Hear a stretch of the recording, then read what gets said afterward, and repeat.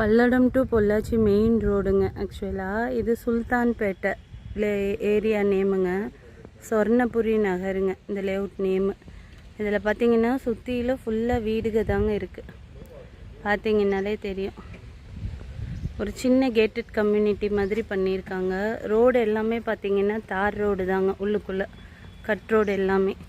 பக்கத்துலேயே பார்த்தீங்கன்னா ஒரு தோட்டம் எல்லாமே இருக்குது. அட்மாஸ்ஃபியர் ரொம்ப நல்லா இருக்குது.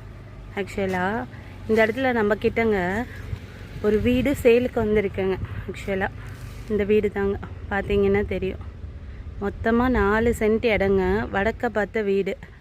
ஆக்சுவலாக 870 ஸ்கொயர் ஃபீட்டில் பில்டிங் கன்ஸ்ட்ரக்ட் பண்ணியிருக்காங்க.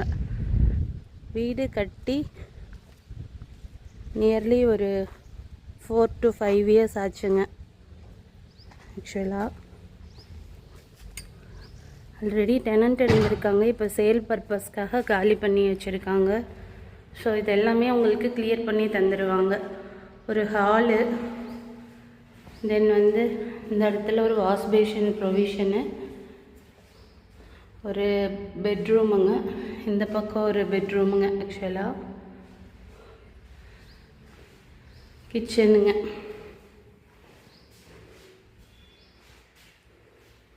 ஒரு சின்ன ஃபேமிலிக்கு இல்லை ரெண்டட் பர்பஸ் பார்க்குறவங்களுக்கு இது நல்லா சூட் ஆகும். இங்கே சென்ட் ரேட்டே பார்த்தீங்கன்னா 8 lakhs வரைக்கும் போயிட்டு இருக்குங்க. அவங்க பில்டிங் காஸ்ட்டு சொல்லலை, இடத்துக்கு மட்டும்தான் அமௌண்ட் சொல்கிறாங்க நியர்லி. ஸோ இந்த இடத்துல வேணும் அப்படிங்கிறவங்க காண்டாக்ட் பண்ணுங்க. பக்கத்தில் பார்த்தீங்கன்னா நல்லா ஒரு பசுமையான பூமி. ஸோ அட்மாஸ்ஃபியர் ஒரு கேட்டட் கம்யூனிட்டி ரொம்ப அமைதியாக நல்லா இருக்குது. சுற்றிலும் நல்லா வீடுக இருக்குது. ரெண்டட் பர்பஸ் பார்க்குறவங்களுக்கும் இது ஆகும். இன்வெஸ்ட்மெண்ட்டுக்கும் வாங்கி போடலாம். வடக்கு பார்த்த சைட்டுங்க. தேவைப்படுறவங்க உடனே காண்டாக்ட் பண்ணுங்கள்.